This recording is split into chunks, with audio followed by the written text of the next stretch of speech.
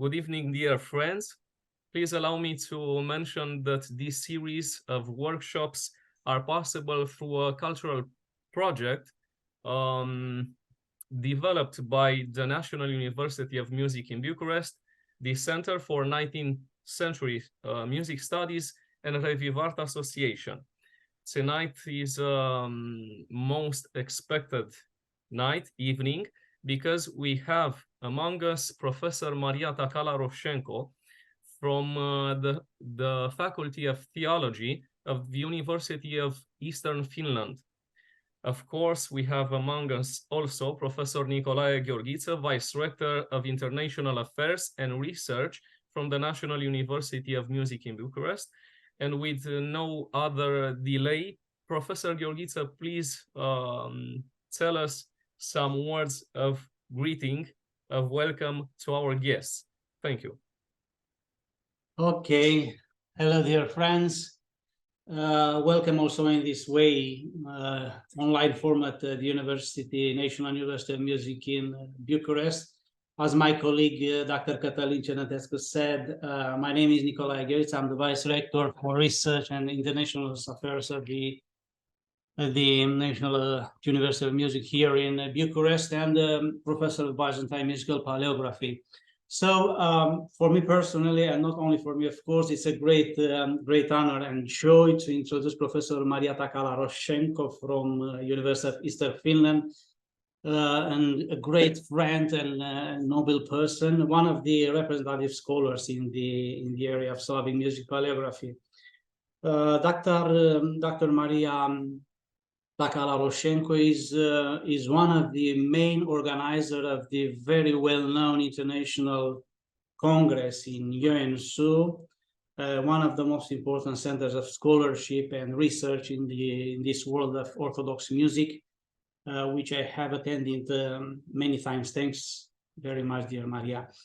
Well, in this project initiated by our colleague Cătălin, we are trying somehow to provide our students and to all the young generation and young PhD students a kind of how to say, getaway into Slavic musical semiography.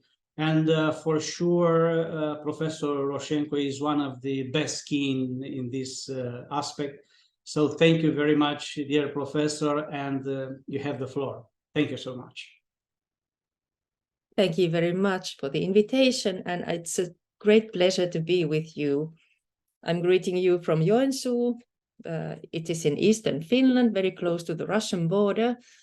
We have at the moment quite a nice sunny evening. It's about 19 degrees, which is really warm for September, and we are enjoying the coming weekend, because the coming weekend is a big celebration for us. The Ecumenical Patriarch is visiting our church, and we will meet him in the capital city, Helsinki, tomorrow.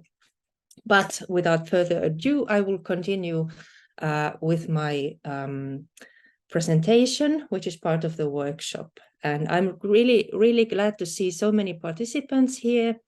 And I hope you will be active during this workshop, because this is not just about me telling things, but about you learning things and trying to sing the square notation we are going to look into now. So I am just sharing my slides, and you will see, you hopefully see them here.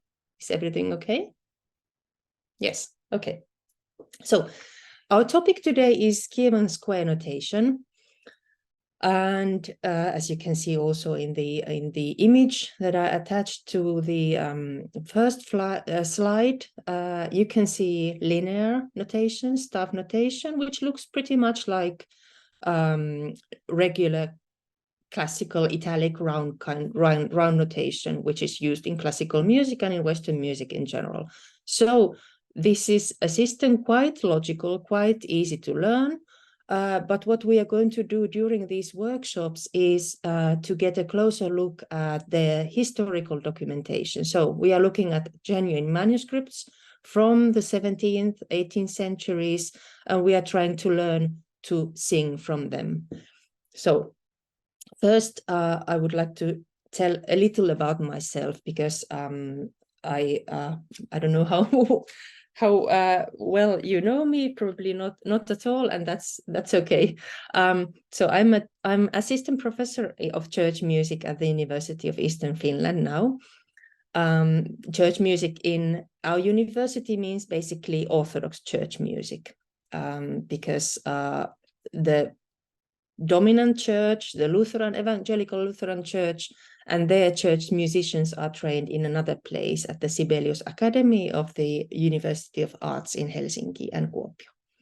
I'm also a practicing church musician, so I have to work as a cantor in the Orthodox Church of Finland. And through my academic research, I have got to learn about this notation system that we are going to talk about today. I did my PhD, I defended my PhD 10 years ago, actually. It focused on liturgics mainly. So I studied the feast of Corpus Christi, the Latin feast of Corpus Christi, and its evolution into an Eastern Rite Greek Catholic Uniate tradition. Celebration in the Polish-Lithuanian Commonwealth. And this was a research which took me to many different countries, to many different archives and libraries. So I have done manuscript research in the cities like Vilnius and Minsk and Lviv and Warsaw and St. Petersburg, which all possess a lot of manuscripts from the early modern era, from the region that nowadays covers Eastern Poland, Ukraine, Belarus, and so on.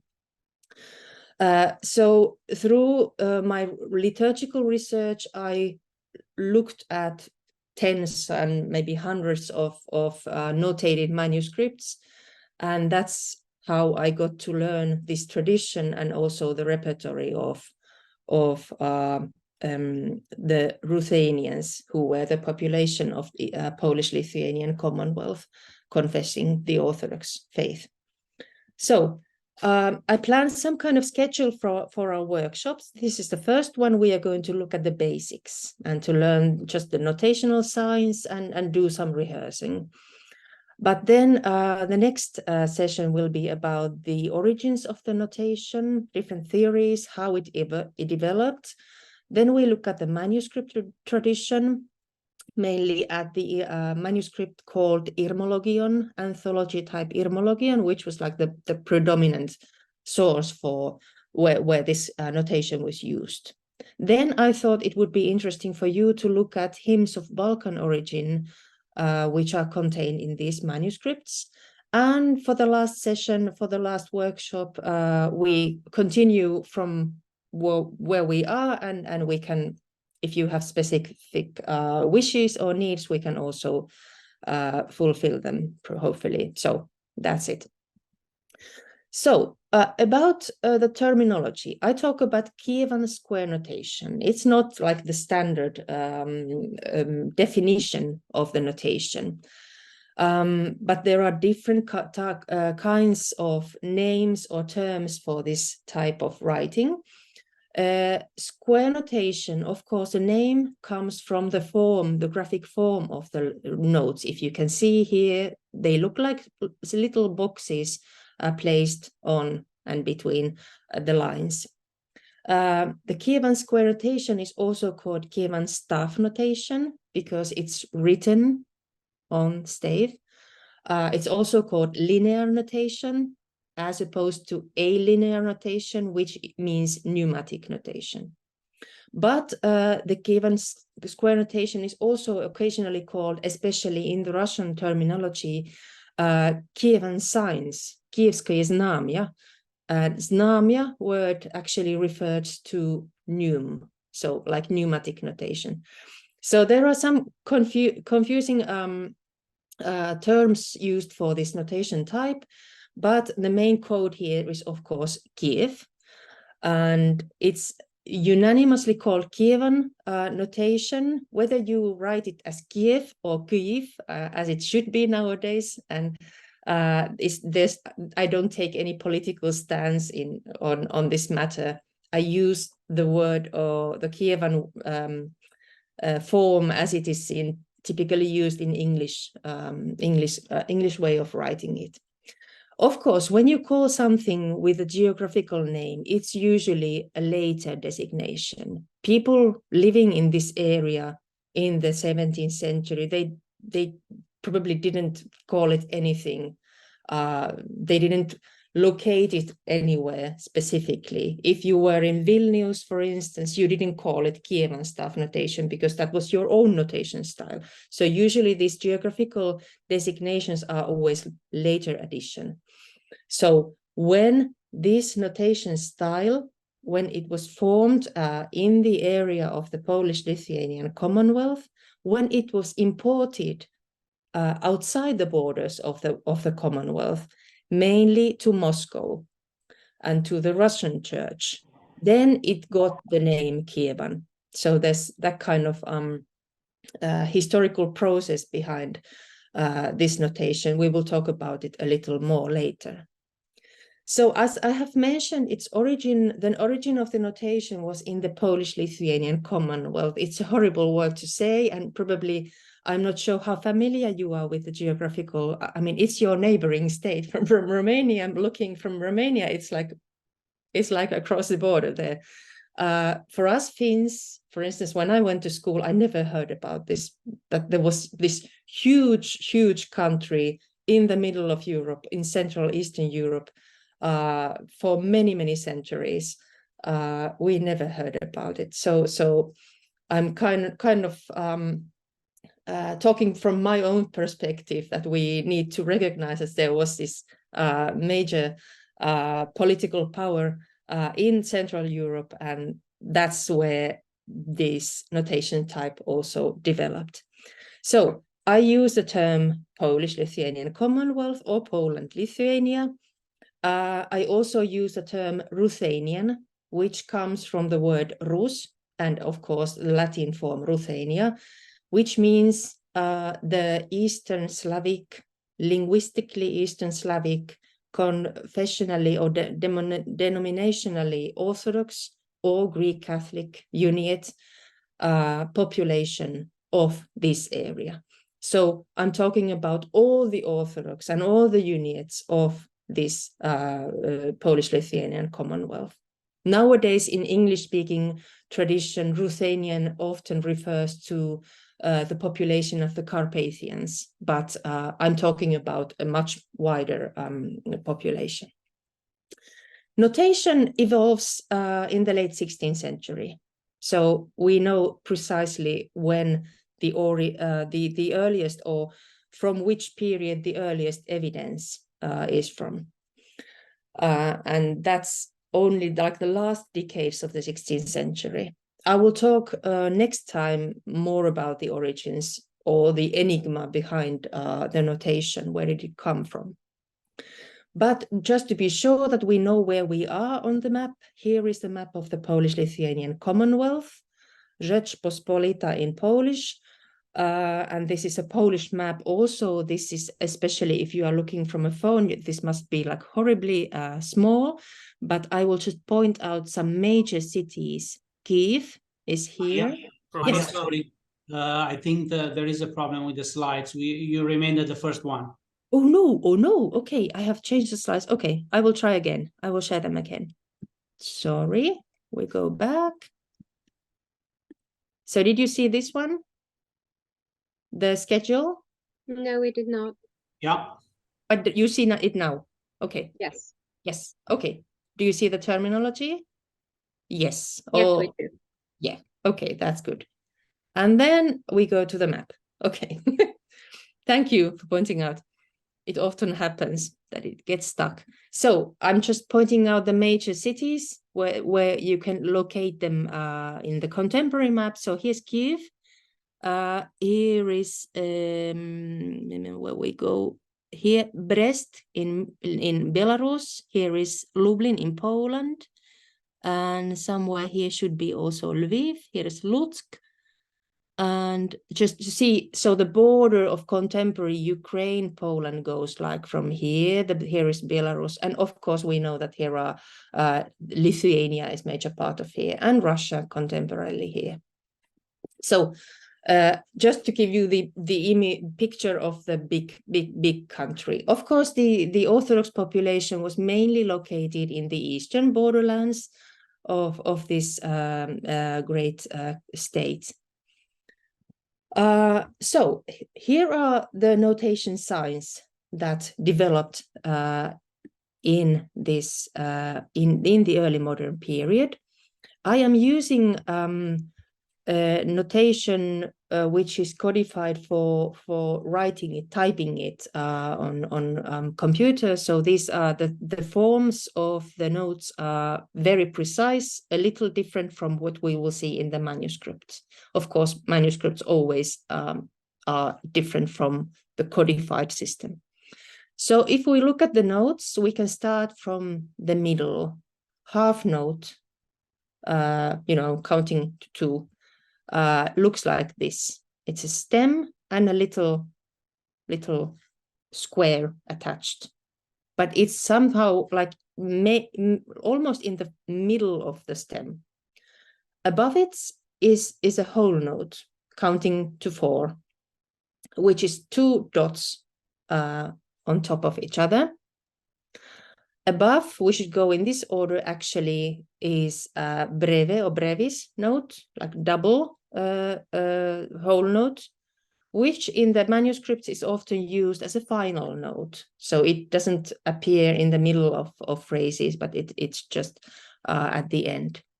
Then there's also the longis or longer, or the recitative note, which is also occasionally used as an concluding note. Then going down from the half note, we go to quarters or crotchets, and they can be written stem down or stem up, as you can see here. And then we have the 8th note, stem down or stem up. And occasionally, the closer we come to the 19th century, let's say, during the 18th century, they may be also the 18th notes, the 16th notes. So for the quicker, like melismatic melodies, but mainly the repertory used for normal liturgical chant is whole notes, half notes, quarters, and some occasionally 8th notes. So these are the notes we should be learning now, the main notes. If we look at them from the perspective of contemporaries, here is a manuscript from the late 17th century, probably a bit later actually. Here is how the author of the manuscript, Irmologion, has written them. So we start from the quarter note. We see how they are written here, stem up, stem down. They look like any regular round notation, as you can see. Then there are the 8th notes, which are like a little twist in the stem, like that. Then we go up the half note. The stem is a little shorter if you compare the quarter and the half note. The stem is shorter, and the kind of hook or the square is written in the middle, on the middle of the stem, if you can see here. And the half or the whole note, the 2 dots, they are written so that whenever, so if the dots are written on a line, the note that they indicate is between them. So in this case, not looking at the clef at all. If this was like a regular Western style of clef, here we would see the notes E and G, and they would indicate that it's actually F. So mi, sol, and it would be fa. And the same applies here, fa and la, and sol would be in between. So it's always reading between the lines when you read the whole note. And of course, manuscripts are not very precise. So occasionally there are challenges if the dots are not exactly on the lines or exactly between the lines, but kind of extended. In that case, it's usually advisable to follow the upper note. But I've tried to choose examples which are not unclear in this sense. So we go to the first exercise. I've used also printed materials as well as manuscript materials to begin with the clearest example possible. This is Ektenia, Lord have mercy, Gospodi pomiluj. And I have tried to add always a transliterated version of the text, the Slavonic text, written under the line or next to the example, because I'm not sure how well you read the Cyrillic letters. You can, does anyone read Cyrillic? No? Somehow, okay. But in any case, I have always the transcript ready. So we start by recognizing the notes. And if you want to participate here, you can tell me. Can anyone tell me what is this one? The first one. I believe it's a half note, right?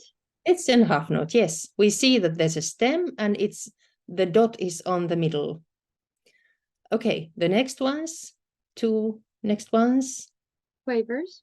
Quavers, yes. Then we can skip to the two dots. Whole note. Whole note, yes. And do we have anything else here? No, this is the repertory used for the final one. The final one is the final one. Yeah. Okay.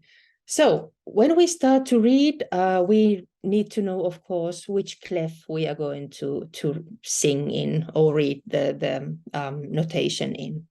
And the Ruthenians used a couple of different clefs, but the most typical is that you write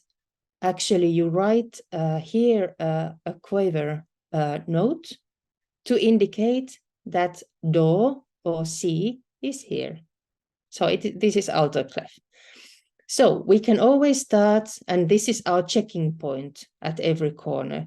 We have to see that si or do is here, and we can read the notes from there as if it was a major scale. So we start, for instance, this would be like this. I'm sorry, I forgot to, I will switch my sharing thing back on because I forgot to take into account the sound. Okay, now it should be better.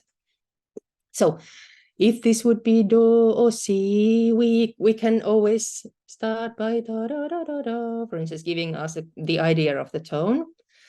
And it functions pretty much like any major scale. So we go up, da da da da da da da da da da da da. Okay. So nothing special here. So what we know is where are the half tones. Gosh, I could forget the terminology in English.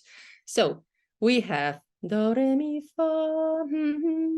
This is half. C, D, E, F. So we keep track on those. Okay. Would anyone dare to try like solfeggio from the first time, or do we do this collectively? We know the length of the notes already, but of course, considering the tone of the pitch, it's a different question. But we can see it doesn't move. It doesn't jump a lot.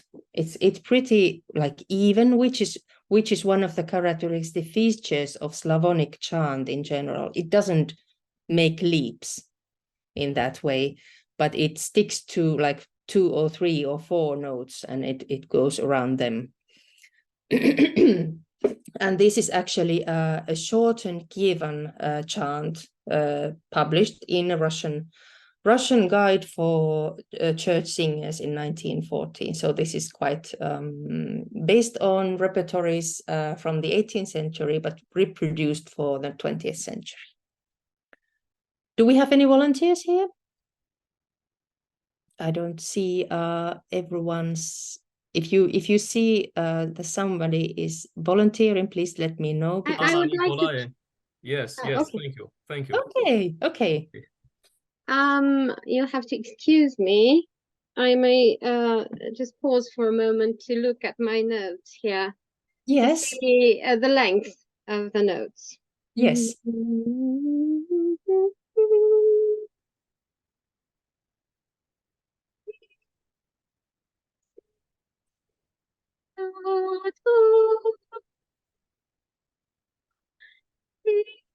Sorry for intervening. Dear Anna, please check to your sound settings, to the audio settings, that the automatically adjust microphone volume is unchecked.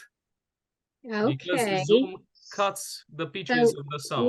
Where should I go? To the sound settings, okay. audio settings. Okay. And now just on the test mic. Okay, I have automatically adjust microphone volume. Must be unchecked. Unchecked, it's checked. Unchecked, yes. Okay, gotcha. Thank you. Yes, good job. Thank you. Thank you.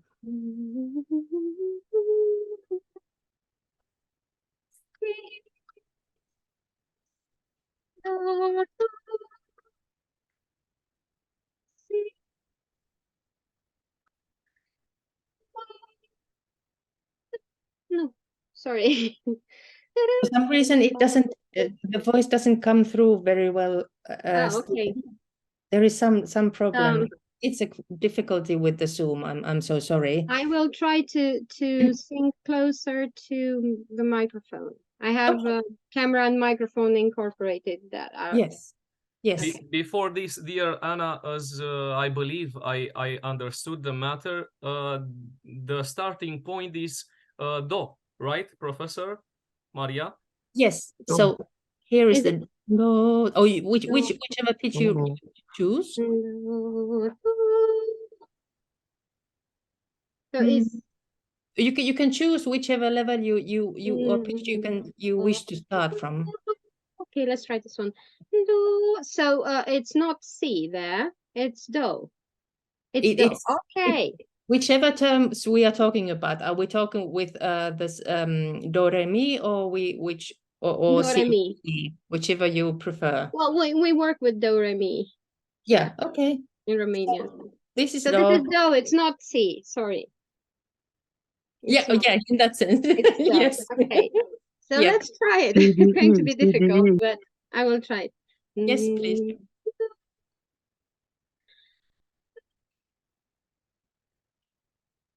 I'm sorry, it's still not, the microphone is still not working. I'm sorry. That's the best I can do.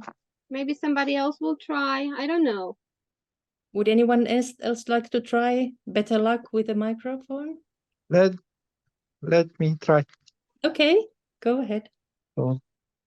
Do, si, re, do.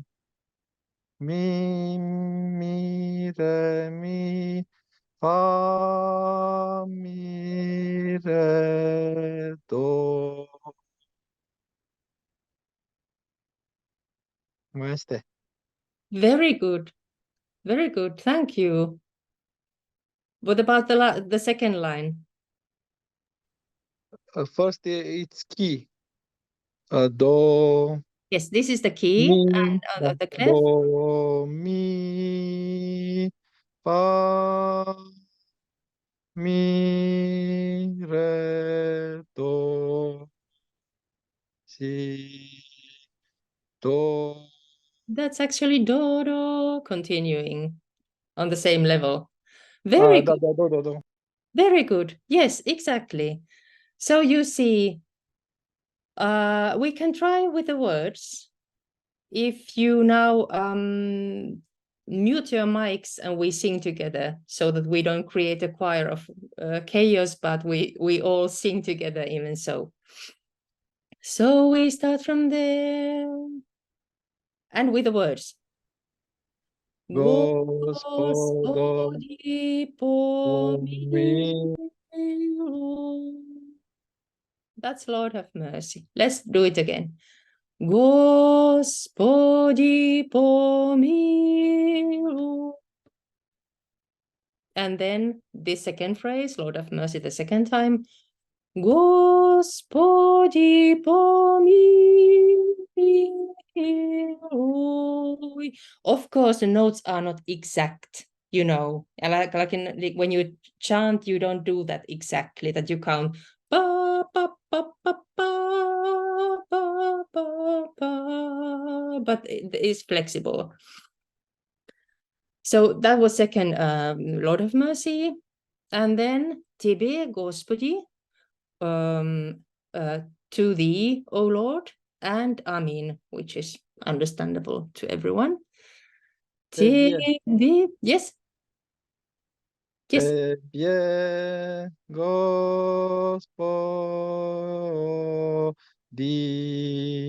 Amen. Yes, very good. We do it together again. Тебе, Господи, Amen. So you can do Slavonic, Kievan, shortened chant ekteni next time at church, chanting from the square notation. Very good. Okay, so this is from a published source, but now, do you have any questions at the point? If not, we go on. So, oops. Okay, I did an explanatory version. It looks like my 3-year-old had scribbled something on the slide, but I had written just the note names and the clef and the half notes indicated on. But you figured out by yourself, so we don't need that. Okay, next example, and we don't have printed sources anymore. We have an actual source, and this comes from the last quarter of the 17th century, and it's an Alleluia. Alleluia, Alleluia. Slava Tibi Bože. Glory to thee, Alleluia, Alleluia, glory to thee, O Lord. You know, the basic. And I should say at this point about the text, because the Ruthenians, they pronounced a certain letter differently than the Russians did, and the Russians do at the moment. So there is this kind of letter called yat, an old Slavonic letter, which the predominant Russian tradition pronounces tebe, but the Ruthenians and Ukrainians continue this tradition. The Ruthenians already in the early modern period, they pronounce it as e. So they say tebi instead of tebe. So I'm trying to be historically informed in this sense that when we chant something from this period, we should also pronounce it like that. The previous example was from a Russian collection, so we did that Russian style, but we do this Ruthenian style. So this is a little more tricky, as you can see, because it's not so clear. It's a little, the manuscript is a little stained and not so well visible, but the same idea that in the previous example. We have the clef here. It's actually written almost like a letter C. It's like a quarter note, but it's like a letter C. So it indicates we have do here on the middle line. And then we have half notes. We have longer stems for the quarters. We have half notes, again, whole note. Always exclude this clef. Sometimes you get lost and you think this is part of the chant, but it's not. Then there is like a preliminary pause in between. So here is like a fermata, you see, written here, which is actually the longer note. And do we have any special things here? No, nothing else. So I just suggest we take a moment to sing this out wherever we are, and then we try it together. Okay? Alleluia. I will just indicate. So each syllable for each note. That's the main principle. So alleluia, alleluia, slava tebi, Bože. Alleluia, alleluia, here is an unclear note. Oh, no, we did have a dot here. So here is a dotted half note, actually. So it's like in the Western notation. Slava tebi,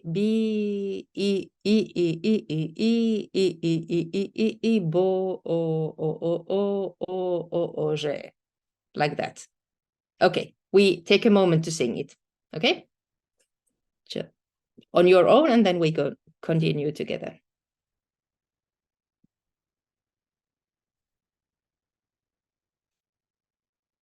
I will also mute myself and sing.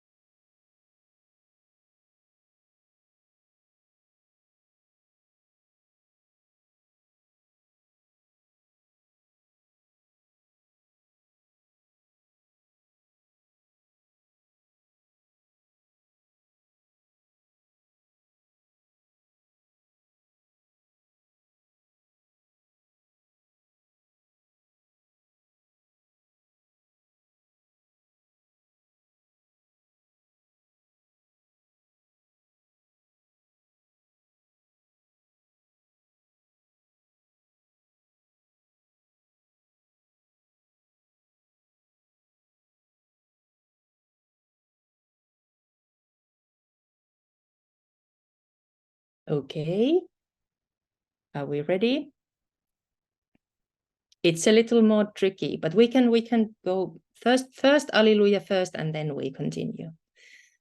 So first we see it starts from Do.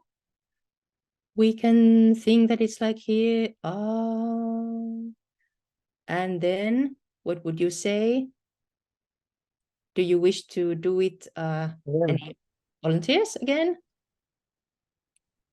Do, re, do, re, mi, re, do, re, mi, fa, mi, re. Very Do. good. Yes. That's the ending is in re. So and the second time is the same. So between the lines where the dots are, you see where the final note is. So we can do this together. So it was exactly as it should be. So then should we say this is Do, Alleluia, Alleluia, slava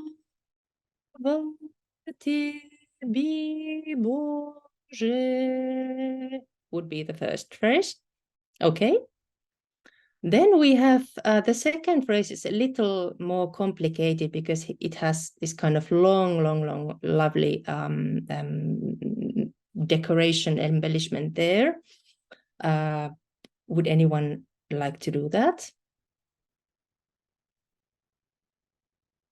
I could try again if you. I Yes. brought my microphone. I mean my camera closer. I don't know what else to do. Okay, go ahead. So what was the tone again? It was This would be do, re, do, re, mi, re, do, re, mi, fa. I think it's fa there. yes, it is. Yes. We can assume it's fa. Fa, fa, mi, re, mi, fa, sol. La, sol, fa, fa, mi, fa, mi, re, mi, fa, sol, mi, do, mi, re, sorry, mi, re, do, re, mi. So, sorry, dear Anna, me There is a step lower. There was a leap of third here. Yeah, Yes. I'm thinking it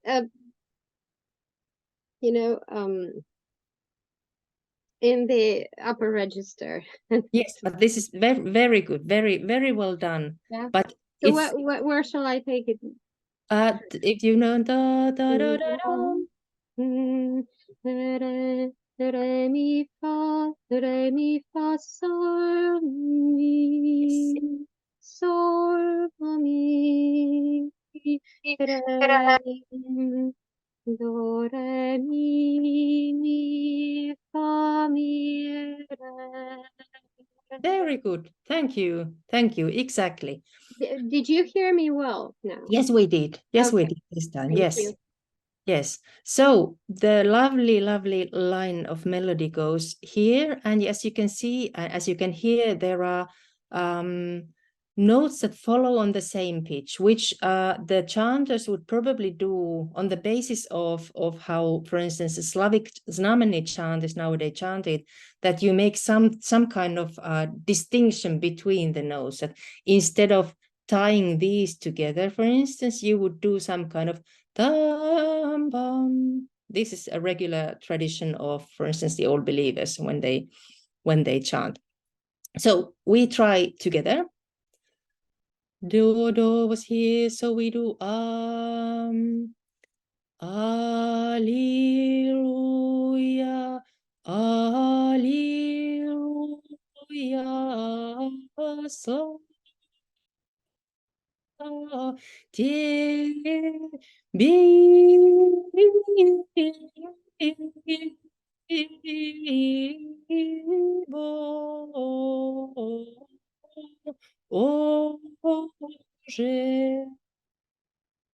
Yes.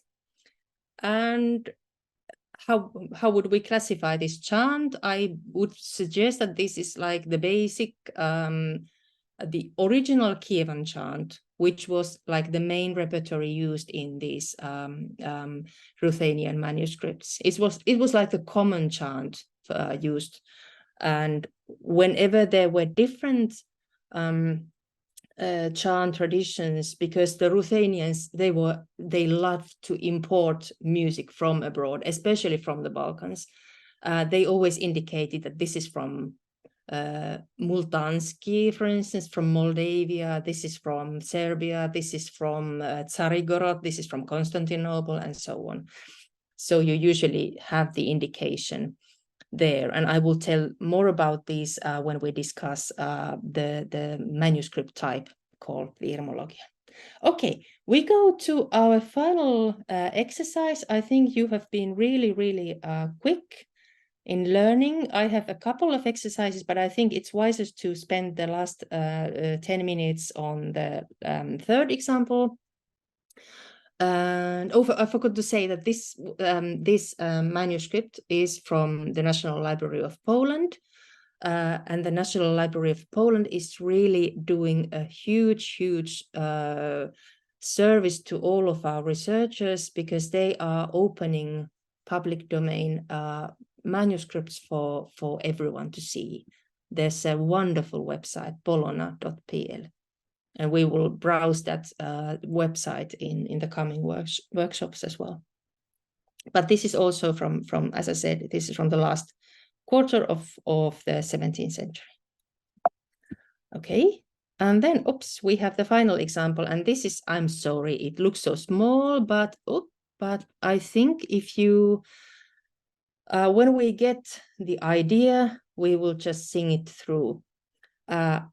Is anyone familiar with the kontakion in the Bulgarian chant, which is like the basic chant done in the Russian tradition for Christmas? This kontakion has been harmonized by Dmitry Bortyansky, and it is like something that, for instance, in Finland, we as descendants of the Slavonic tradition, we sing it every time. So you will probably recognize the melody as soon as we sing it. Okay, so we start. The text I have written here, and I've always indicated the stressed syllable. So I will just read out the text, and you will get an idea, at least a lot of different difficult words, of course. But you know the kontakion, the Virgin today, you know. Дева днес пресущественного рождает, и земля вертеп неприступному приносит. Ангели с пастырьми славословят. Волсви же со звездою путешествуют. На сборади родися, отроча младо превечный Бог. I use this kind of transliteration system, which is not consistent, as I can see. Yeah, using Y for J that we usually use in the Finnish transliteration system. Okay, but as you can see, again, we have do here on the middle line. So the starting note would be, who says? Fa. Fa. Oh, no, Yes. F. Yes, so F. Pa, pa, let's say it's here. And you see whole note, dotted half note, and then a couple of other notes. Read it for a moment, and then do we have volunteers? Does anyone else, except for you who have participated already, do you want to participate? We can hear your voices as well. For instance, the first verse, Дева днес.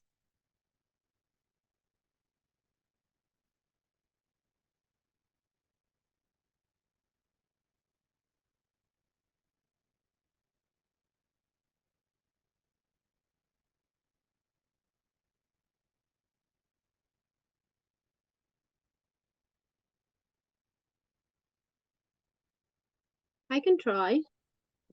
Okay. Does anyone recognize this melody already? Is it familiar to you? We'll see. Okay, but this is lovely. If this is not, I thought this was, everyone knows it. What's the point of singing it? Okay. Yeah, well, we know it in Romanian, but we don't know if it's I mean, the melodies are comparable. Okay. So. Okay. Please go ahead. Fa,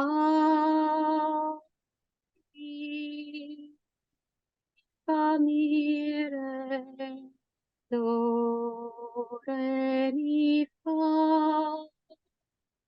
Yes, wonderful. Exactly.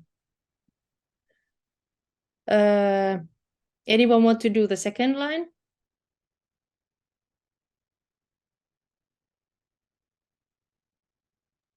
But with Nipavu. Go ahead. This will be exotic. Vugavu, deci vugavu, nipavu, gavu,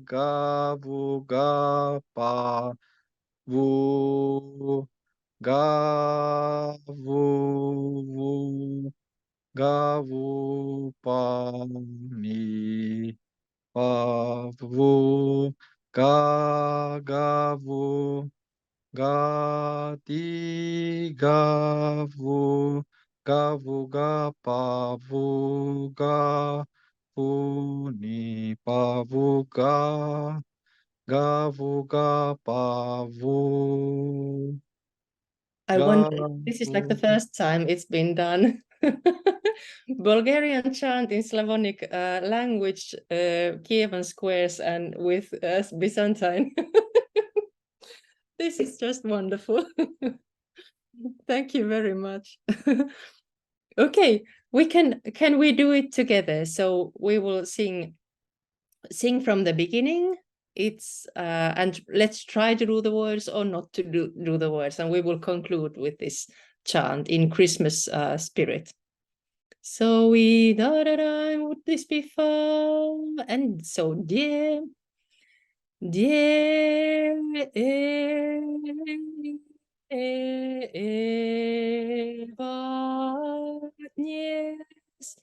пресущественного рождает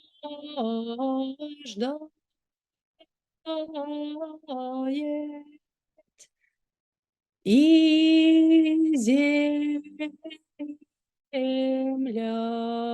вертеп неприступному приносить.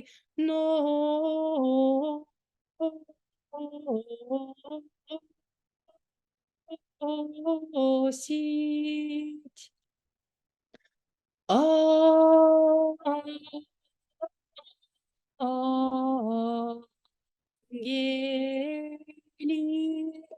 с пастырьми словят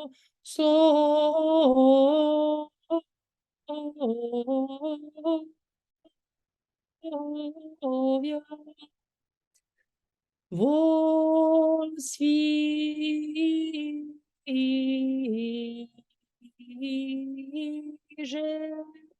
со звездою путешествуют.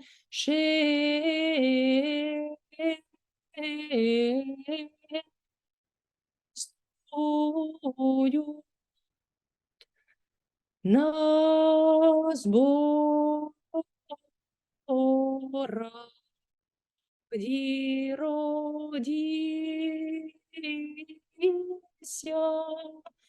отроча младо привечный Бог. Can you see the ending? Concluding note is the long one. Okay, so of course the melody keeps repeating itself, so it's pretty easy to sing. All right, we have come to 7 o'clock, and I would like to thank you for active participation. It has been really inspiring to be with you, and I hope we can continue next time. More about the notation itself, and then exercises from printed and manuscript sources. Thank you very much. Thank you very, very much, dear Professor Takala-Roszczenko. This was very exciting and very inspiring for us. I must say that from time to time, I had the impression that a second voice could easily move underneath that texture, especially when the cadences are on the second, or on the third degree. And perhaps we'll hear from you on the next workshop on that matter. Thank you, dear friends, for this evening. Thank you very much, Professor Nicolae Gheorghiță. Thank you very much, Professor Maria Takala-Roszczenko. Thank you very much, dear friends. We'll be seeing on September 12th, on next Tuesday. Yes. So put this in your calendar, in your schedule. So we'll meet again from 6 to 7 p.m. Romanian time, GMT +3. So see you again. See you again. Goodbye. Have a nice evening to you all. And once again, dear Professor Maria, happy name day. And happy name day to you all. Thank you. Goodbye. Goodbye. Goodbye to you. Goodbye, thank you. La revedere, mulțumim! Bye, bye.